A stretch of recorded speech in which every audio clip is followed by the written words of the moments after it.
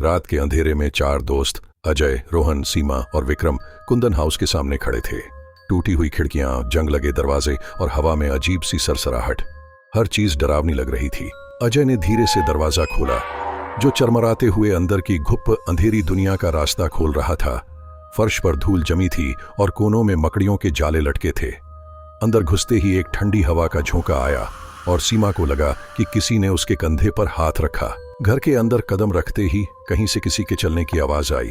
सभी ने एक दूसरे की ओर देखा, कोई भी हिला नहीं था। फिर ऊपर की मंजिल से किसी के गिरने की तेज आवाज आई।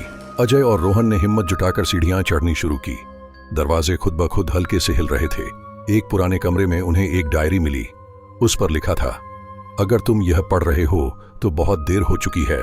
डायरी के पन्नों में लिखा था कि कुंदन हाउस में कभी एक लड़की नीरा अपने माता पिता के साथ रहती थी। एक दिन अचानक वह गायब हो गई और उसके बाद उसके माता पिता ने भी आत्महत्या कर ली। तब से उसकी आत्मा इस घर में भटक रही थी। जैसे ही उन्होंने डायरी बंद की, दरवाजे खुद ब खुद बंद हो गए।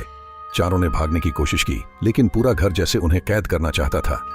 हवा में एक धीमी फुसफुसाती आवाज आई, तुम लोग यहां नहीं बच सकते। सीमा ने अचानक देखा कि एक परछाई कोने में खड़ी थी। जैसे ही उसने टॉर्च डाली, एक सफेद कपड़े में लिपटी लड़की की आत्मा सामने आ गई। उसकी आंखें काली थीं और वह धीरे धीरे उनकी तरफ बढ़ रही थी।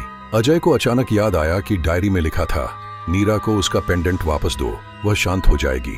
उन्होंने कमरे में चारों तरफ देखा और एक कोने में पड़ा हुआ एक पुराना हार मिला। अजय ने डरते हुए आत्मा की तरफ बढ़ाया। जैसे ही आत्मा ने पेंडेंट छुआ, उसका चेहरा शांत हो गया। वह धीरे धीरे हवा में विलीन हो गई और घर के दरवाजे अपने आप खुल गए। अगले दिन गांव वालों ने सुना कि कुंदन हाउस अब वैसा डरावना नहीं लग रहा था। चारों दोस्त अब जानते थे कि वहां जो भूत था वह कोई डरावनी शक्ति नहीं, बल्कि सिर्फ एक अधूरी आत्मा थी जो शांति चाहती थी। कुछ कहानियां डरावनी नहीं बल्कि दुखद होती हैं।